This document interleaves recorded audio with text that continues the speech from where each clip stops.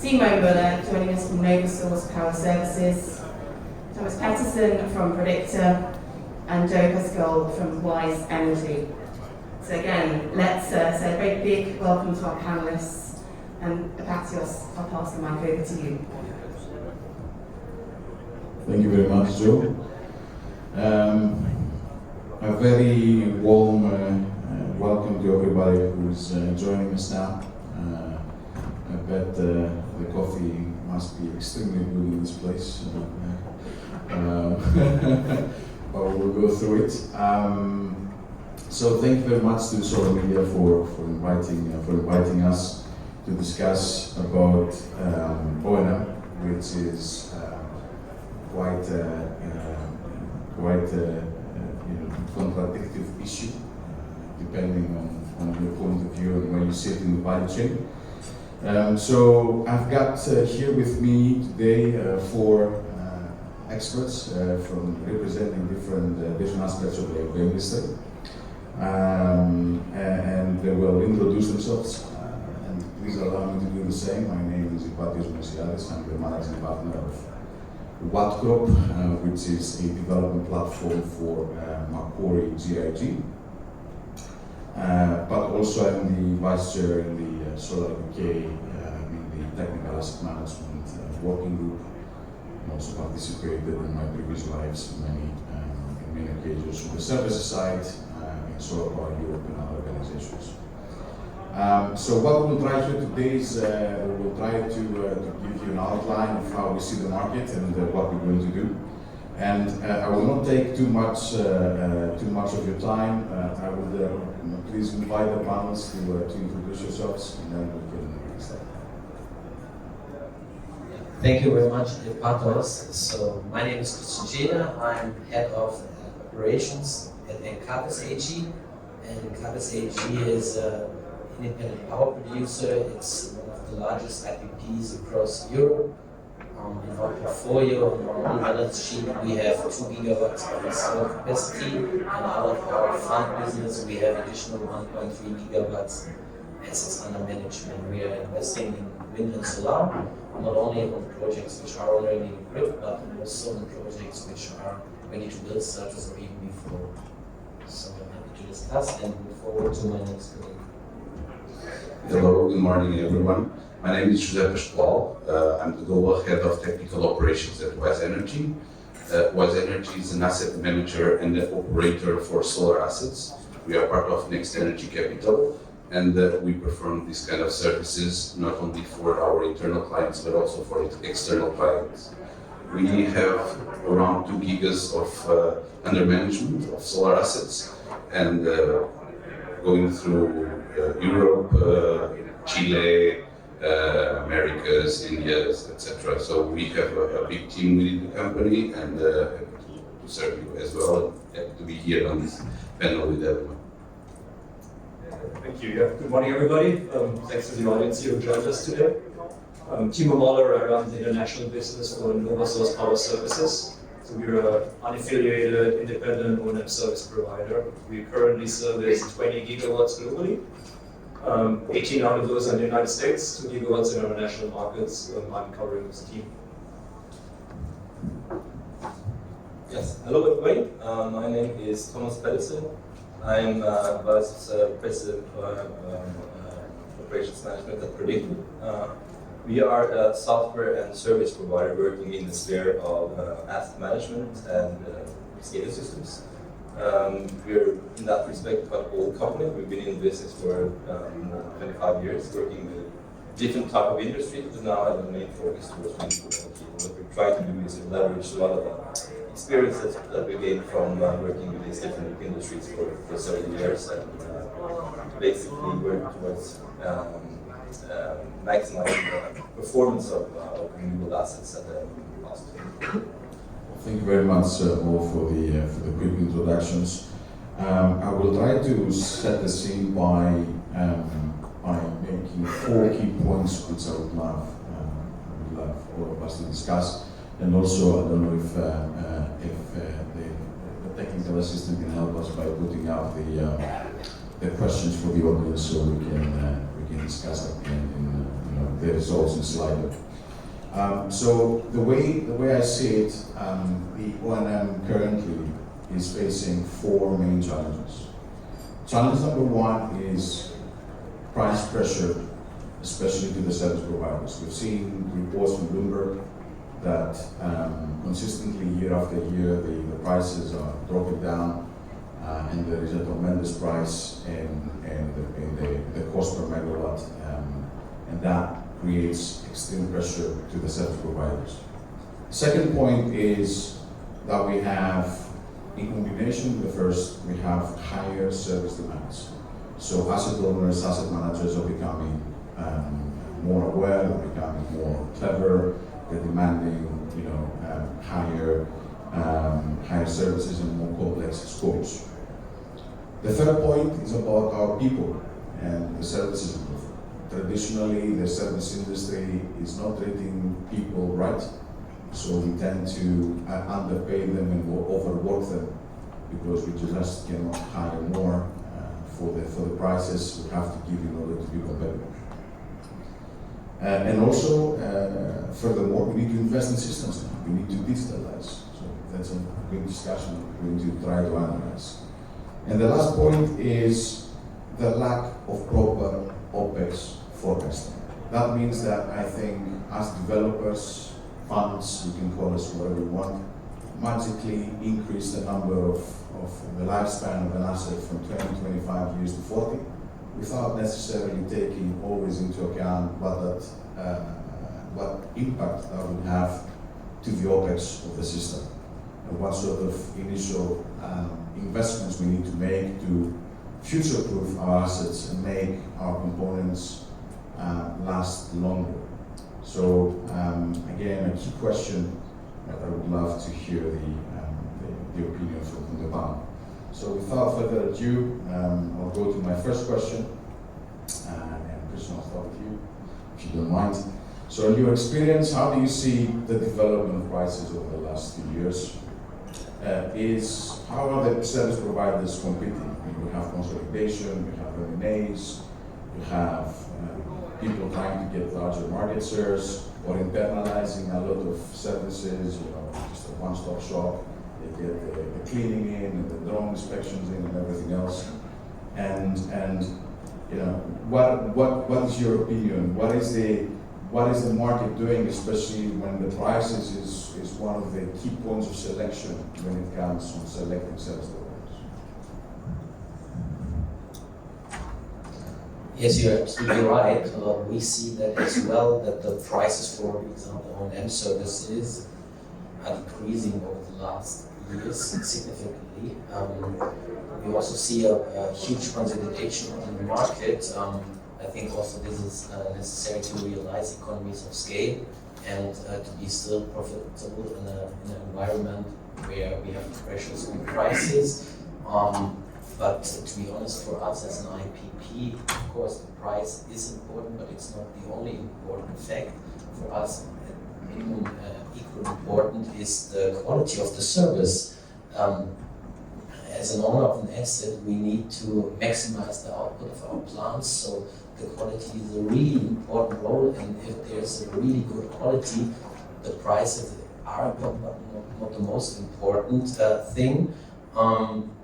I think also we see some internalization of services within the O&M provider to do some kind of cross-selling, to offer the owners of the assets and operators additional services, because they know at least the plants best. They have the knowledge from the normal operating tasks, the maintenance tasks, and so they have access, and they are a key role in making the assets better and better, and to suggest projects for the asset owners where they could improve their assets. And this also, for me, is a key figure to keep the margin on a sustainable level for the O&M providers. Jose, what's your opinion? Yeah, on a asset manager's perspective, we feel the same, right? So we are also crushed in terms of prices. the OPEX is the one that makes everything work. And it's true. Our clients, they tend to start centralizing a lot of the activities, trying to use volume to renegotiate prices, because that's what they can leverage to reduce these prices. And it's something that is happening at the moment already. Obviously, we have to adapt also to that situation. For instance, we as asset managers, we tend to be much more sometimes operators than just the asset manager, and this shift in terms of responsibility, for instance, from the O&M, where we have operation and maintenance, and maybe the operation is going to be shifted to the asset manager, is making the work harder also for us. The prices are being crunched, but the scope of work that we need to deliver will be increasing. So it's a long story about all the different approaches, a lot of curious approaches coming from the clients, also some that we can apply, that we have experience, but in the end, there's a lot to do in the future around this. And you too? Yeah, we obviously see a lot of price pressure in all the markets, right? When we started 10 years ago, like United States, the price per megawatt was like $20,000, right? Now you're $5,000, $4,000 lower. And the only way to compete is with like scale and technology, right? I think scale matters, right? That's the reason why we see consolidation in the market. We, for example, came out of First Solar's and SunPower's owner. So we got consolidated, which was beneficial for us, because then you can really apply what your cost for a monitoring center, control center, technology, AI across a much larger scale. And ultimately using those like AI's technology improvements to make smarter decisions how to deploy your workforce. So when we started, like, we were like technicians sitting in a control room at a 10, 20, 30 megawatt plant, looking at a screen, thinking about what to do.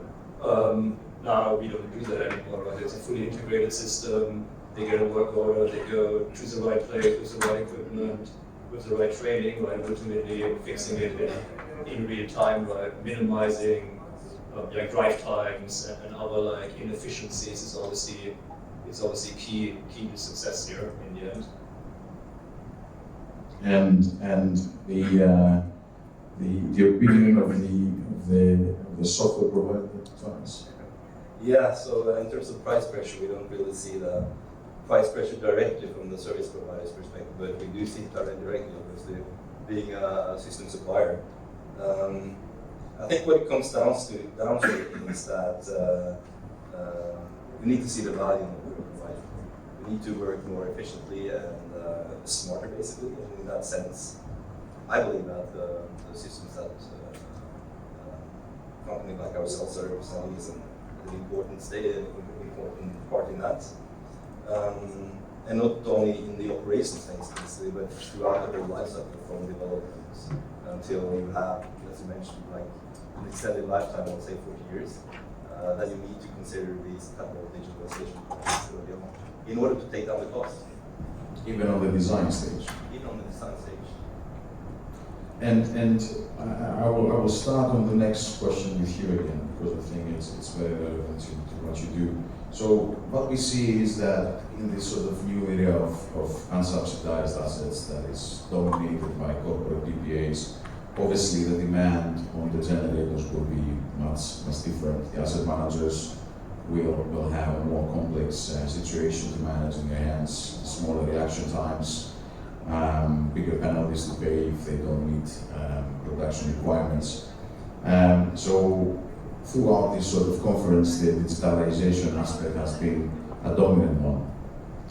However, I would love your opinion, Timo. I mean, who's paying for that transformation? Obviously, somebody needs to invest and pay, especially to bring in not only the systems, but also bring in the people, the human resources to operate those systems. We've seen about software analysts and data analysts.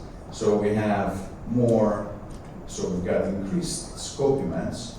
We need to bring in more systems, and we get paid lower prices. So who's paying for that transformation? Timo? Right now, we are paying for it, right, because it has a lot of impact on our efficiency, right, having the fully integrated system, cutting down downtime, right, of people helps, but we do have to transfer the conversation to, okay, what value do we provide, right? It cannot just be about cost in the end, because like, obviously, better, smarter technology, and there was a great panel yesterday about data-driven decision-making, allows us to make the right decisions. But let's be real, right? The more small issues we find, which actually cause a lot of underperformance. As an example, we see roughly like 1% of DC health being lost throughout a year, which if you don't recover that, right, it can be a lot of your O&M fee in the end, right, could be lost through that just based on an energy point of view. But the interesting discussion is, okay, the more big problems you find, and if you full wrap O&M contracts, more money you're going to spend fixing it. So I think the discussions we love to have with customer about, okay, how can we make a win-win situation out of it? So it's not just a price discussion, like, well, how many people do you have on site for how many hours? So who cares, right? Because nobody, this doesn't define, it's not the right KPI for being effective. But the answer is like right now we are paying for it because we can afford, because we deploy it to like 20 gig. And I think that's part of the other interesting one. When new providers come in or consolidation happens, like obviously it's a big investment and you need scale to be able to afford those investments.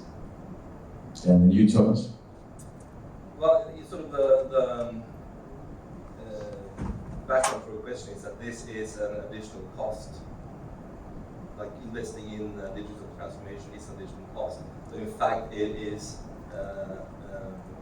something that is needed in order to drive down the cost over time. So again, it comes down, as Timo says, to the value that we're bringing. And if this is something that can enable the asset management and O&M service providers to work more efficiently and actually get more value out of the assets that's being invested in, then that makes sense. From a supplier perspective, I think we should have even stronger focus on actually understanding what value that we bring to the table by suggesting that you should invest in these kinds of systems. If we cannot show that value, then basically it's an additional cost that is sense to pay for. You, Christian, from an owner's perspective, who's paying for it? I think at least it's some shared investment. On the one side, as Timo described, of course the O&M service provider has to invest in his processes, in his digitalization, in his ways of working and structure to be efficient in an environment with pressure on the cost. And so it's an investment to have a participation over the lifetime and over the operating time of the asset, of course. And scale in this size is a really important fact, which pays out to do that. But on the other hand, IPPs as Encavis also take some investments on that side to have our own standardized approaches. For example, we invest at Encavis significant amounts of money in digitalization and transformation, such as centralized databases, centralized monitoring systems within the whole company. That we are able to build that know-how on our own, that we are doing predictive analysis, analyzing on the production, something like preventive maintenance activities, also investments in digitalization regarding analysis of the prices, of the price forwards, to doing some efficient risk management. So at the end, I think it's an investment on both sides, the owner and the service provider has to do that. And Jose, you're part of Next Energy. You have a big company. Yeah, So you need a service. What's your opinion? Okay, my opinion on who pays the costs should be the operator. Okay, because the operator, especially on the technical portion of the asset, it should be the operator because he's the one that needs to take the decisions. He has also some liabilities around their contracts in order to improve the performance, availability, PRs, etc. So for me, on the cost level, that's should be the operator. Obviously, as any other company which has their internal business processes, the digitalization is the key. So if we want to improve our processes, we want to be more efficient and effective, we need to do something about it. At WiseEnergy, basically we have developed our own internal tool where we are taking all the information from the SCADAs, the technical information, then kind of doing all the automation with that information or that data so that we can work around and understand what's going on with our assets. And obviously, then this will then feed the operation and maintenance, right? For them to tackle the situations that are occurring on sites, but it doesn't end there. So there is all that flow of information that then goes from technical to commercial, where if there is an insurance claim to be opened, that it needs to alert people that needs to deal with insurance claims. The same thing with warranty claims. We track all the workload around that. Then all the OPEX that you have, or all the revenues that you have lost, how they are calculated, because they are calculated from the first step, right? You have lost energy. How is it converted into cost? And then, obviously, in the end, we have a full reporting that is delivered to our clients so that he understand where is he losing the energy, what is, in which ways they are related to their ambition and their expected values. Okay, so. Very interesting, very interesting. Let's address the elephant in the room here. I mean, everybody is banging the need for more sites. Development is the name of the game in 2022 around Europe. But are we still in a mentality that the deal is the king, in a sense? The deal teams are hard on selling the asset, and then the OPEX and the services are just kicked down the road and says somebody else's problem, let's forget about it. Let's do the deal now, grab the money, and you know what, even if we put a bit less OPEX to make things look good on our forecast model, then somebody else will do with it down the line. Do you think that the industry has still that mentality? Or are we showing signs of maturity in the industry? Christian. For us, of course, as an owner of the asset for the whole lifetime, it's important and the most important topic to combine these, not only to take in consideration what are the costs of the investment, but taking in consideration the whole lifetime operating costs of the asset, because that at the end makes the return or makes it not. So we build up within Encavis dedicated know-how. I described the process of digitalization and investment on analytic tools and so on, but also we have the experience of operating the assets, and we build up across Europe several exclusive project development partnerships, and so we step into the projects at the earlier stage, and we can use our know-how regarding components, regarding service provider quality, and so on, and regarding structure and set up how the plant should be built within those project development partnerships, and therefore ensure that we not only have a good investment in the time when the investment is done, but also a very profitable investment during the whole lifetime of the asset. New thoughts? Well, I think there might be a little bit of a shift in a sense, at least from my perspective, experiencing the requirements that comes from the developers towards EPCs on digital solutions. A few years ago, those requirements were quite basic, right? There was some basic KPIs that were going to be reported on, there was some basic monitoring, there was some basic reporting. Now it seems like there is more and more, at least coming in, more advanced requirements related to how this kind of digital system is going to be used to operate an asset over its lifetime more efficiently. I'm not saying that they're still perfect, there's a long way to go as well to consider this, but I think there, at least it seems like to be a little bit of a shift. And as I did previously, as I mentioned previously, I think this is related to the whole life cycle of the life cycle of an asset from development to revamping and decommissioning, basically. You need to consider that early on in place, and you need to make sure that you have the right systems in place that the asset manager and the O&M service providers can provide these services as effectively as possible. in that sense, that should be considered earlier.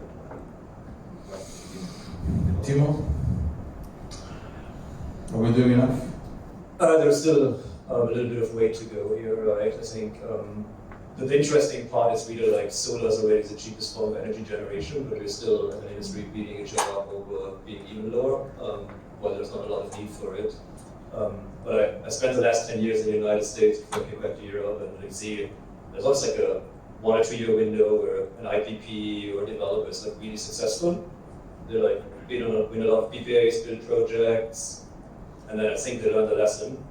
And then they see like, oh, the cost is actually a little bit higher, we're a little bit too optimistic, and then they are not competitive anymore for a 3-4 year cycle because there's like new money coming in, people being even more aggressive because they haven't learned the lesson yet. And I think it's just this unfortunate cycle because good quality of an asset costs money on all aspects, and I don't think the industry has fully recognized and realized that yet. Zen? Oh, it's obviously that the money will be doing the deal, but who in this room has never approached the warranty degradation for 2% to be like 1.9, 1.8? I would say that everyone has already did it. So it's about the approach and how you want to insure yourself, right? So obviously you need to take your precautions. Suppliers are conservative, we need to be conservative, but in the end, everyone needs to know the risks associated to that, and obviously there are risks that sometimes we cannot control, and that will be the challenge. Yeah. Moving on to people, I think one of the key underlying issues we have in the industry is that a lot of people that are working in the services, they have obviously transferable skills. So we're having that discussion in London, which I think you were presenting. Like a project management in O&M is getting paid like 40k in the UK. If you move to construction, it's at 70k for the same job. So how are we keeping our people guys? What do we need to change on the services side to keep good people working for us? People that they have knowledge, that we've trained, that we spend a lot of time and money, they have knowledge of our assets. How do we keep those people in the industry? Christian? For me, it's all about, on the O&M perspective, about the increase of efficiency. How does the O&M work? What are the structures that the project manager or a technician should be mostly in his time on the field and not sitting in the car and in the office and doing some manual reporting. So the structures within the companies are very important for that. The digitalization, of course, not to do manual detection of failures or do manual works in reporting stuff or something like that. And as I described before, also the add-on services for the cross-selling for activities like extraordinary maintenance, revamping or repowering. I think there the margins are more sufficient. And if you put these all together, I think it's possible to increase the margins when you go all these steps and do all these transformation processes, and then also be able to compete about the good resources, because at the end maybe you need for the same task less resources, because digitalization drives this, and you could use the resources you have more efficient, and therefore you are able to compete. Timo, we've been discussing that we've been challenged, especially now on finding good people and retaining our own people. So what's your opinion? Yeah, obviously we have to pay a fair salary for the amount of work people are doing, right? So like a project manager on the EPC side is probably away from home for a long time. So being a technician who's at home every night, there may be a different salary just based on that fact. I think a big part is also like having the right company culture, showing growth for the people, right? Getting them excited about what we do, what the vision is, because yes, we all are here because of the paycheck, but in the end, we're getting up in the morning not because of the money, but being excited being in the industry, being excited working for that company. And I think that plays a big part in maintaining and also developing people, because I'm a strong believer that any of us can find a company who pays more tomorrow. That is, I think, a fact, but that's not the reason why we're staying with our current employer. So it's demonstrating leadership and empathy towards our employees. Yeah, really about, hey, this is what we do, this is how we be part of the bigger picture, and this is also what your future brings, right? Because we want to give people a growth path, right? And as the market is growing, as we are growing, there will be from a tech, right, to a supervisor, a site manager, you name it, right? I started industry 15 years ago as an engineer, so like, I think I did okay. I think that's what we have to show people. Okay. Yeah, looking into the people in the room, we are getting older, right? And we are not getting the new joiners coming. So I think one important thing that we should do as companies is to link more with universities. We cannot just go for a job interview, ask to a person, do you know what is a solar module? And you will say, oh, my neighbor has one in the rooftop. Okay, you are hired. No, it cannot be like that, right? So, and for me, it's about getting the right technical people into the right roles. And we are seeing on our side that we are trying to recruit people in several countries. For instance, if I give you the example in Poland the market is new. You hardly find someone there with enough knowledge to do asset management, because they are still developing and constructing. Okay, and the same approach happens in different places. So, and if you have like a more stable market, then you have the problem with the prices, right? The recruiting someone is too expensive. Our approach is that I have a global team. I can say that I have a global team, that I have people in Chile working for Poland, or I have people in India working for Italy. I can play with this because I have a big team and I can play with this logic. But whenever we are going to new markets, we also need to know about the local situations, the local legislation. We need to perform site visits, and this cannot be all on remote or with global teams. We have to have people with the boots on the ground. But my message around this is that we should be the drivers to go to the universities to try to adapt what they are teaching the students at the university, so that we meet our requirements in the future. Because, okay, having a student learning how a solar module works, it's okay, it's fair, they need to know the basics. But if they ask them to perform a RISO test on site, nobody knows it. Okay? And it may be one of the major problems that we are facing at the moment in the industry. I can tell you that by experience, because I'm teaching asset management of renewables in the university.